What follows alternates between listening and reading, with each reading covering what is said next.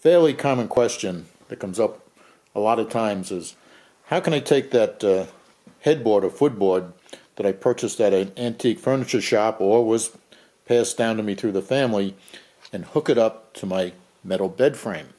Of course you can do this, but before you start on that project, it's a good idea to have a clear understanding of how metal bed frames are designed to connect to their headboards and footboards, and how wood beds are constructed.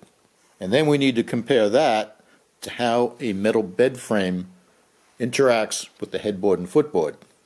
Since we don't have the luxury of having some typical wood beds and their frames right here in our studio, we're going to have to do this with some photographs.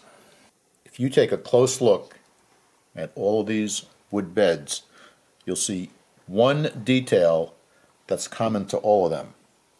And that detail, which is the one that separates them from metal bed frames, is that the bed is supported by the footboard and the headboard. On your typical steel bed frame, the whole frame assembly is supported on its own feet. And then either the headboard or footboard can get attached with nuts and bolts to the end of the bed frame.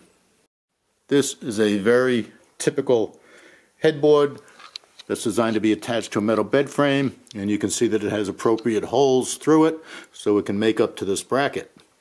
That is not the case with your typical wood bed frame, especially an older one. The bed rails, that's these guys right here, attach to the headboard with hooks, just like this. See that? These hooks are integral with the bed rail, and they engage in slots. You go real close, you can see them right here, and maybe they're more detailed on this one. You can see them here and here, and inside those slots there are pins that the hooks engage. Wood cross members that are called slats go across from the rail on one side to the rail on the other side on these support pieces, and then that in turn supports the box spring and mattress. What that means is that we need an interface piece with hooks on it that can attach to the end of a metal bed frame and then function in a manner similar to these hooks and engage the slots and the pins that are inside the headboard or the footboard. If you do this correctly, then the headboard and footboard will actually support the metal bed frame, and you can eliminate the feet.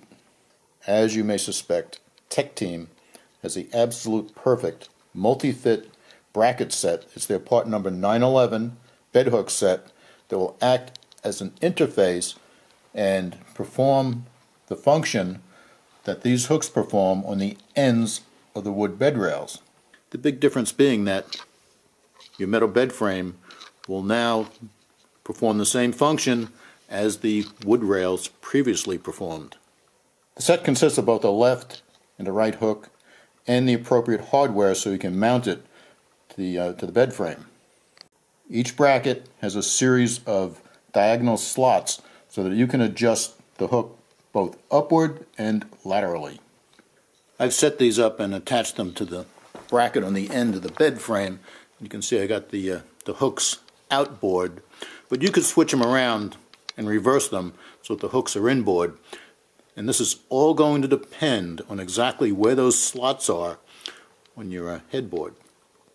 Now I have not tightened these down all the way, and the reason is that gives me the latitude to move these side to side, up and down, so I can get this just right. What you're going to find, particularly on older headboards, is that there's no consistency, and you're going to have to work these back and forth, up and down, so that the hooks get in perfect alignment with the slots on the headboard. At Tech Team, we know that no matter how you're going to put this together, there's probably going to be a circumstance when your bracket will not line up and you need something else to interface in between. Well, at Tech Team we have two different brackets, and these allow you to move the hook set further in or further out, further up or down, so that you can make up perfectly to that antique headboard.